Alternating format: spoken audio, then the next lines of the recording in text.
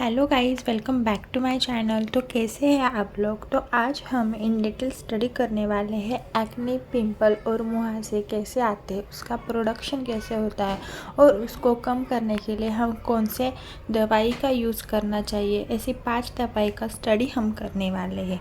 तो आप देख सकते हैं एक्ने और मुहासे ये एक त्वचा को डैमेज कर देता है। वहाँ पे लाल, काले, सफ़ेद ऐसे स्पॉट आ जाते हैं, पिंपल्स आ जाते हैं। वो पिंपल में पस आ जाता है और उससे पूरी त्वचा डैमेज हो जाती है। गाल पे कहाँ पर भी पिंपल आ सकते हैं। तो उसका प्रोडक्शन कम कैसे करना है और हेल्दी डाइट कैसे लाना है और कौन सी दवाई से हम ये कर सकते हैं, इसका इन डिटेल हम स्टडी करने वाले हैं। तो गाइज़ ऐसे ही हमको सीखना है बहुत सारी दवाइयों के बारे में। तो मेरा चैनल ज़रूर सब्सक्राइब कर लेना और शेयर भी करना। तो अब हम देखने वाले हैं कॉजेस ऑफ एक्ने। तो एक्ने आने के रीज़न क्या है। तो पहला रीज़न है एक्सेस ऑयल का। एक्सेस ऑयल मतलब एक्सेस ऑयल का ज़्यादा प्रोडक्शन हो जाता है त्वचा के अंदर। किसी की त्वचा ऑयली हो सकती है, उसके कारण एक्ने आ सकते हैं। दूसरा रीज़न है hair follicles block by oil and dead skin cell. जो हमारे हेयर फॉलिकल होते हैं वो ब्लॉक कर देते हैं ऑयल को और उसकी वजह से डेड सेल हो सकते हैं। इसकी वजह से हमको एक्ने हो सकते हैं। दूसरा रीज़न है बैक्टीरिया। स्किन में पस बैक्टीरिया का ज़्यादा ग्रोथ हो जाता है तो पस का फॉर्मुलेशन हो जाता है और एक्ने आ सकते हैं। और चौथा रीज़न है इन्फ्लामेशन, सूजन आ सकती है। इसकी वजह से कॉजेस ऑफ एक्ने हो सकते हैं। तो अब हम दूसरे रीज़न देखते हैं कि एक्ने और कौन सी वजह से आ सकते हैं। तो फर्स्ट है हार्मोनल स्टिमुलेशन। हार्मोनल चेंजेस हो सकते हैं तभी बॉडी में एक्ने भी आ सकते हैं। जैसे कि कोई पर्सन टीन एज में है तब एक्ने आ सकते हैं और कोई पर्सन रिप्रोडक्शन की वजह से भी उनको एक्ने आ सकते हैं। दूसरा रीज़न है बिगिनिंग और stopping the use of birth control pills. तीसरा रीज़न है जेनेटिक्स। सपोज़ किसी को फैमिली से पहले से ही एक्ने का प्रॉब्लम है तो वो अगले पीढ़ी को भी आ सकता है। ऐसे जेनेटिक्स का प्रॉब्लम हो सकता है। और चौथा रीज़न है कॉस्मेटिक। आपने कोई कॉस्मेटिक यूज़ कर लिया और आपको वो सूट नहीं हो रहा है तो उसकी वजह से भी आपको एक्ने आ सकते हैं।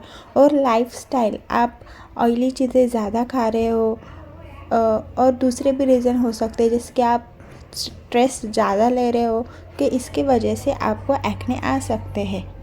तो अब हम देखते हैं 5 मेडिसिन फॉर एक्ने। तो फर्स्ट वन इज रेटिनॉइड्स और सेकंड है एंटीबायोटिक्स जो आप ओरली भी ले सकते हैं। थर्ड है एजिलिक एसिड और सैलिसिलिक एसिड का जेल आता है, वो आप यूज़ कर सकते हैं। और फोर्थ डैप्सॉन 5% जेल आता है, वो एक्ने के लिए यूज़ किया जाता है। और पांचवा है आइसोट्रिटिनोइन जो कि एक टैबलेट और कैप्सूल के स्वरूप में आता है, वो आप एक्ने के लिए यूज़ कर सकते हैं। तो अब हम retinoids and retinoid like drugs देखने वाले हैं। जैसे कि drug that can contain retinoic acid as well as tretinoin. तो फर्स्ट उसमें आता है creams, gels and lotion use किए जाते हैं। दूसरा ट्रिटिनोइन लाइक क्रीम्स यूज़ किए जाते हैं। एडाफेलिन एंड टैजरोटिन ये सारी क्रीम्स यूज़ किए जाते हैं। तो अब हम ट्रिटिनोइन क्रीम देखने वाले हैं। ये 30 ग्राम में क्रीम आता है। 0.025% में क्रीम आता है जिसका यूज़ डॉक्टर दिन में 2 बार करने के लिए कहते हैं।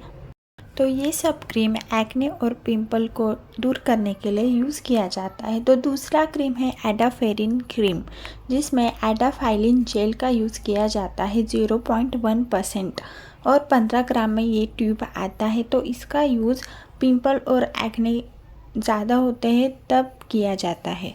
तो डॉक्टर स्किन के अकॉर्डिंग पेशेंट को ये क्रीम देते हैं। तो सेकंड है एंटीबायोटिक्स। तो एंटीबायोटिक्स में 2 आते हैं, topical antibiotics as well as oral antibiotics. तो टॉपिकल एंटीबायोटिक्स में क्लिंडामाइसिन विथ बेंजोइल पेरोक्साइड ये कॉम्बिनेशन यूज़ किया जाता है। और दूसरा कॉम्बिनेशन है एरिथ्रोमाइसिन विद बेंजाइल पेरोक्साइड। तो ये टॉपिकल एंटीबायोटिक्स है। और सेकंड है ओरल एंटीबायोटिक्स जो कि हम ओरली लेते हैं।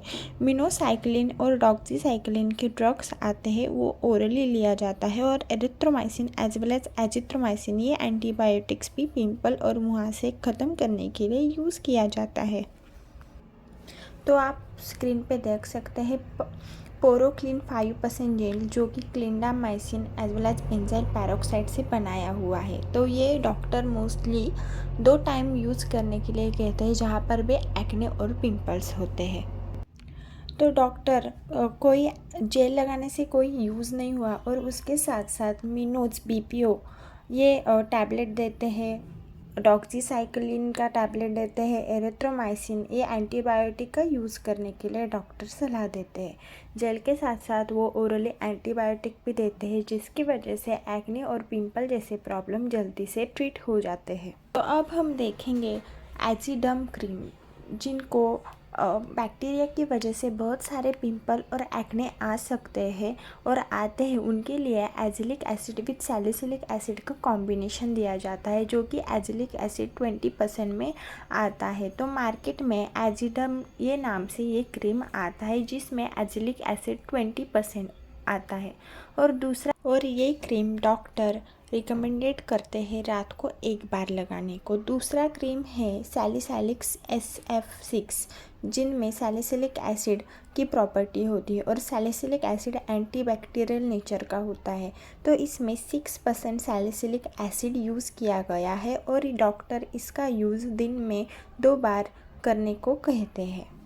तो सैलिसिलिक SF6 ये डॉक्टर रेड्डी का बनाया हुआ क्रीम है जो कि 50 ग्राम में आता है।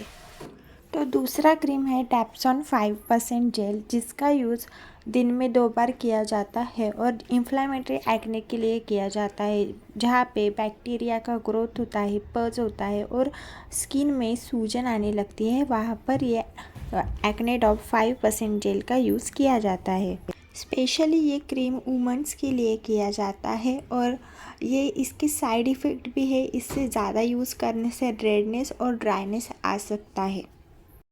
तो मार्केट में एक्ने डैप जेल नाम से सिप्ला कंपनी का 15 ग्राम का ये जेल आता है जिसमें डैप्सॉन जेल 5% है और दूसरा है एक्ने डैप प्लस जिसमें डैप्सॉन एंड एडाफाइलिन जेल का यूज़ किया गया है। तो मार्केट में ये जेल इजीली अवेलेबल होते हैं।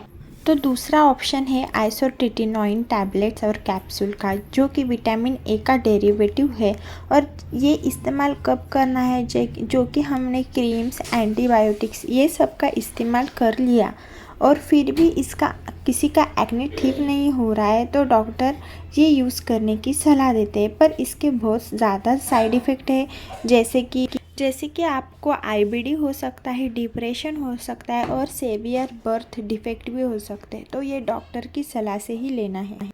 तो ये आइसोट्रिटिनोइन कैप्सूल है जो कि सिप्ला का बनाया हुआ है, ऑरेंज कलर का है, 10 कैप्सूल इसमें पाए गए हैं। तो आपके पास अदर ऑप्शंस फॉर एक्ने भी है जैसे कि आप लाइट थेरेपी कर सकते हैं, स्टेरॉइड के इंजेक्शन ले सकते हैं, पर इसका इस्तेमाल आपके डर्मेटोलॉजिस्ट की सलाह के अनुसार ही लेना है। दूसरा है एंटी एंड्रोजन एजेंट स्पाइरोनोलैक्टोन और तीसरा है combine oral contraceptive for women's की ओरल कॉन्ट्रासेप्टिव्स होते हैं जो कि वुमेन को दिए जाते हैं जिनको बार बार हार्मोनल के वजह से पिंपल आते हैं, एक्ने आते हैं तभी। और लाइट थेरेपी और स्टेरॉइड के इंजेक्शन आपको आपके डर्मेटोलॉजिस्ट और डॉक्टर की सलाह के अनुसार ही लेना है। तो होप सो आपको वीडियो पसंद आया होगा। तो ऐसे ही मेडिसिन और जीपैट के जो वीडियो होते हैं मैं लाऊंगी, तो आप मेरे चैनल को सब्सक्राइब कर लेना।